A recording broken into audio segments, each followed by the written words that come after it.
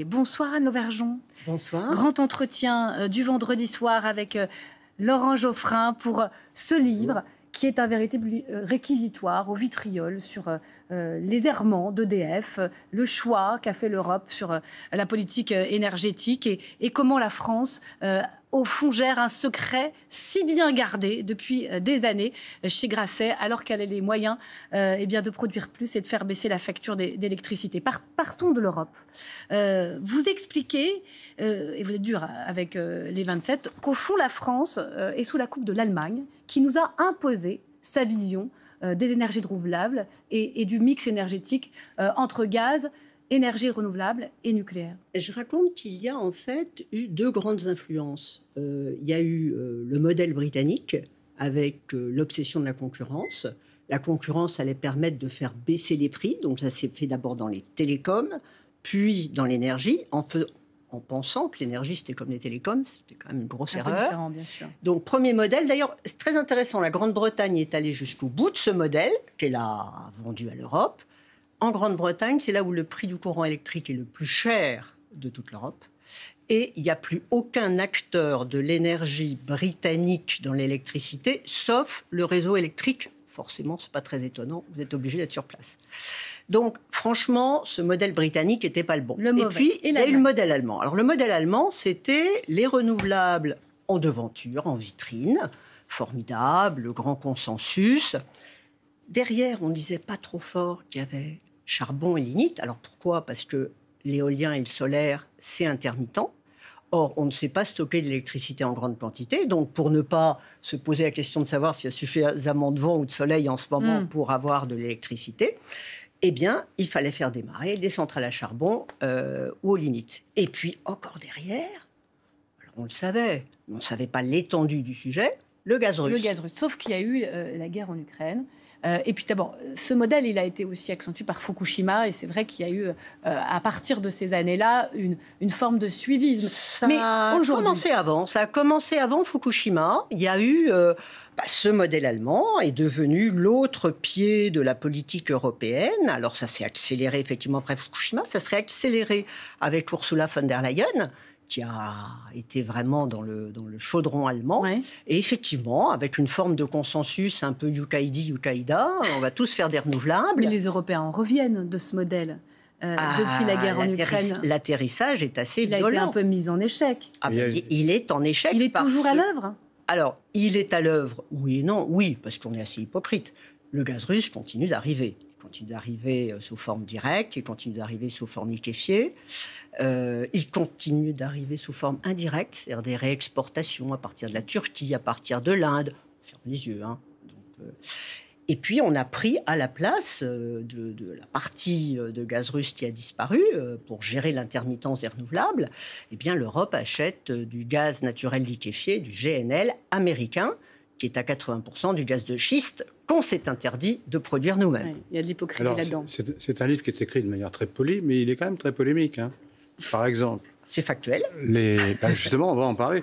Vous reprochez aux écologistes, quand même, par hostilité au nucléaire, d'avoir été les complices, finalement, du maintien des énergies fossiles, c'est-à-dire le contraire de ce qu'ils pensent, en principe. Et vous allez plus loin, parce que vous dites, là, je vais vous citer, hein, vous dites, c'est normal, ils étaient payés par les pétroliers. Alors, non, pas tous. Les Amis de la Terre. Les Amis de la Terre, oui. A été créé, et toujours soutenu financièrement par les pétroliers américains. C'est la réalité. C'est vrai, ça ? Bien sûr. Donc, les Amis de la Terre qu'on connaît bien, c'est Brice Lalonde, tout ça, ils sont payés par le... pas Brice Lalonde, n'est pas ami de la Terre, lui. C'est certainement un grand ami de la Terre. Mais les Amis de la Terre, c'est pas Brice Lalonde. Brice Lalonde, il travaille dans un organisme financé par EDF aujourd'hui, donc il n'est pas totalement là-dessus. Et vous continuez, les autres, ils sont aussi financés par des gens un peu louches, apparemment. Et puis, par Gazprom, il y en a un qui dit... Alors, il y a même une attaque quand même méchante, quoi. Il y a un ancien de Greenpeace qui dit, toute personne imaginant que l'argent de Greenpeace est dépensé pour l'environnement fait fausse route. Il ne voyage qu'en classe affaires, mange dans les meilleurs restaurants et mène une vie de jet-set écologiste. C'est pas moi qui le dis. C'est la citation in extenso du patron, de l'ancien patron, bien sûr, de Greenpeace Norvège. Donc c'est lui qui le dit, c'est pas moi. Ces écologistes louches, d'après vous, hein, Mais pas tous. Moi, je pense qu'il y a énormément de gens qui ont, moi-même, une grande aspiration effectivement écologiste. Mais je pense qu'il y a une écologie. Ils se sont trompés, c'est ça. Il y a une écologie politique qui s'est quand même beaucoup fourvoyée. Je donne des exemples de cette écologie politique, de ces grandes associations qui ont été financées, par exemple, en Allemagne. On l'a vu a posteriori par Gazprom. Et bien sûr, Gazprom avait deux buts. C'est qu'il y ait le minimum de nucléaire d'un côté, et puis pas de gaz de schiste. Ouais. On découvre que c'est un monde extrêmement violent, hein, avec où tous les coups sont permis entre les gaziers, les électriciens et Areva. Bon, on le savait, mais ça c'est extrêmement frappant. C'est très frappant. On a l'impression, on n'est plus chez Marcel Boiteux, on est chez Don Corleone, quoi, parce que. Il y a eu un passage un peu de ce genre, mais... Parce que vous dites vous-même, j'ai été harcelé... mais c'est un film qui a été fait sur le sujet. Il y a l'histoire de cette syndicaliste là, dont Absolument. On a fait, qui a été violée apparemment, si j'ai bien compris. Et tout ça, c'est des choses ourdies par des concurrents du secteur de l'énergie. C'est un monde avec des méthodes de voyous, en fait. Moi, je n'en sais rien. Il y a un film qui est sorti avec Isabelle Huppert, Marina Foïs, et qui... alors, pour la première fois en France... Ils ont donné les vrais noms aux gens. Ce qui est quand même un tout petit peu perturbant. On ne m'a jamais demandé mon autorisation. Hein. Mais c'est faux ce qu'ils disent ? Ils donnent leur vérité. Moi, j'ai pas de preuves, donc je n'annonce pas des choses.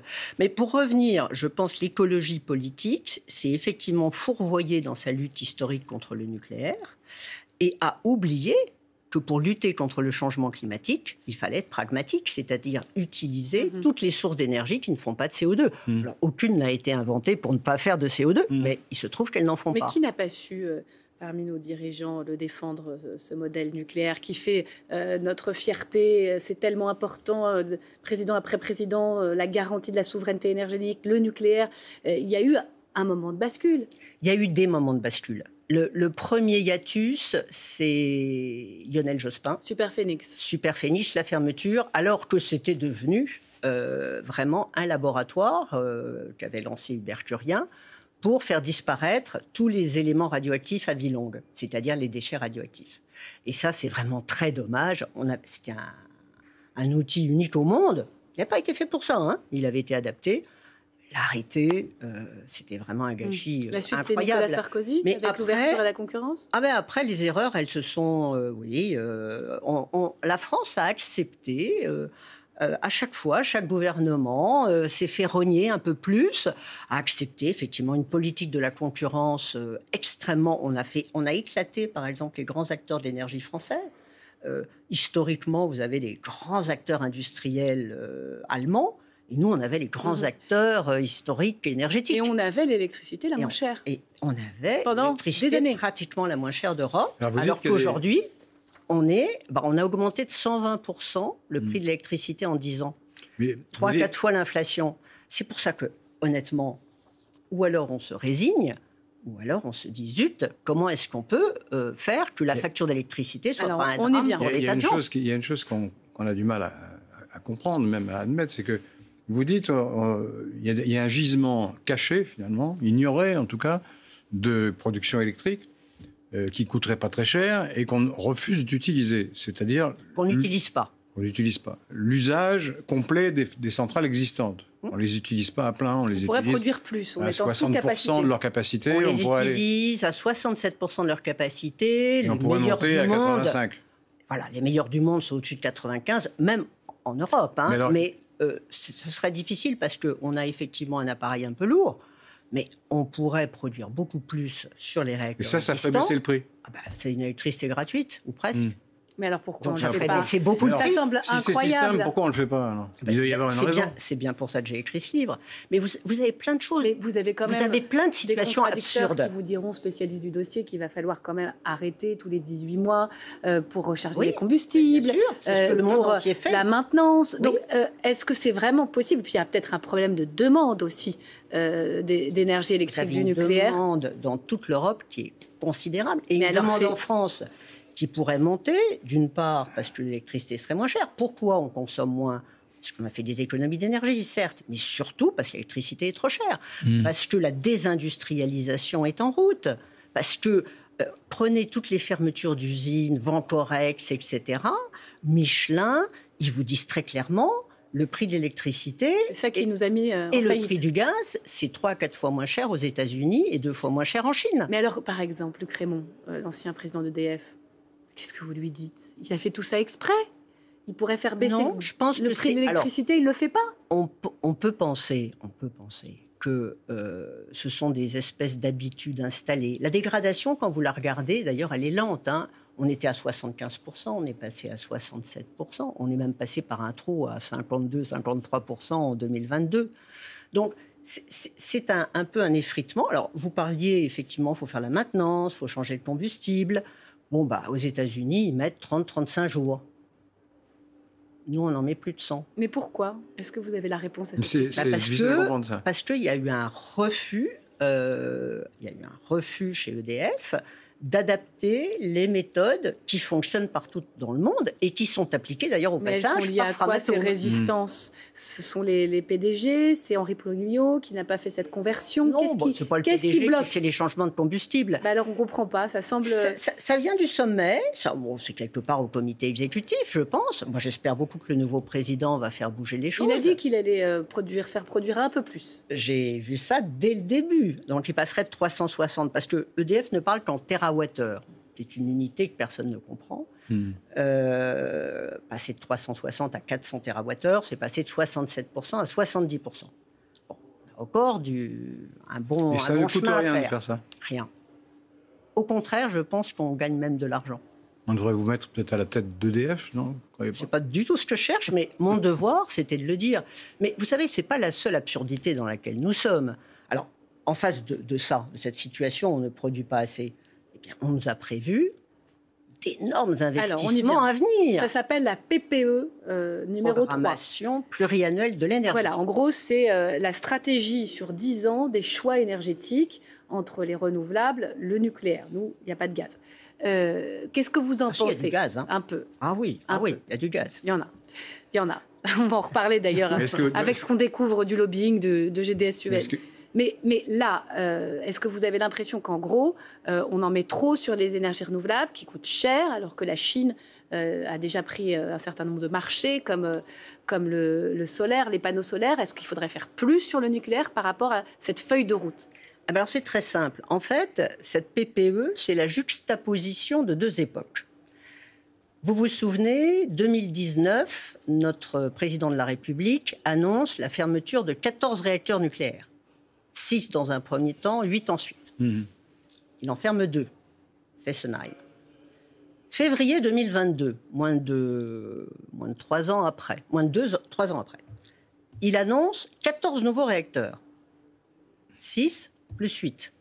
Donc on est passé de moins 14 à plus 14. Ça fait quand même 28 réacteurs nucléaires de différence. La moitié du parc, c'est quand même colossal. 2019, il faut remplacer les 14 réacteurs qu'on va fermer. Et on va mettre des renouvelables. Alors, à l'époque, on raconte d'ailleurs qu'on peut en mettre autant qu'on veut et que l'intermittence, finalement, c'est pas très grave. L'Allemagne nous a fait redécouvrir ce qu'était l'intermittence. Et vous pensez que la panne espagnole est liée à ça aussi? Moi j'attends les rapports, mais c'est ce qu'a dit l'opérateur du réseau dans les 24 heures, que c'était lié à 2 champs photovoltaïques. La ministre de l'énergie espagnole a dit stop, on ne peut pas dire. Donc et vous depuis lors, soupçonnez que c'est ça quand même, si je comprends bien. Beaucoup de gens suspectent. Suspectent, on ne sait pas. Donc, moins 14 plus 14. Alors, quand vous faisiez moins 14 réacteurs nucléaires, il fallait faire énormément de renouvelables à la place. On dit maintenant, on va en faire plus 14. Mais on a gardé le programme renouvelable et on prend le programme nucléaire. Donc, il faut faire moins de renouvelables. Bah oui, parce que ce qu'on comprend, c'est que faire autant de renouvelables, ça fait monter les prix. Il faut faire un peu moins de nucléaire. C'est-à-dire, on n'a pas besoin de faire 14 réacteurs tout de suite. On a besoin d'en faire de manière échelonnée. Parce que le parc vieillit, forcément, mais on peut produire plus. C'est quand même une formidable réussite, donc on peut faire des économies. On fait des économies avec ce qu'on a, en produisant plus, sans se lancer dans des grands chantiers dont on ne sait pas comment ils vont terminer. Exactement. Et tous les investissements que l'on fait, qui est-ce qui les paye? C'est le contribuable. Non. C'est EDF. Non. Alors, c'est- Non. C'est le consommateur. Oui. Et c'est pour ça que les factures Donc, d'électricité l'usager, n'arrêtent pas quoi. d'augmenter. Bien sûr. Donc, si Mais vous alors, faites ce programme-là, vos factures d'électricité, elles vont continuer à...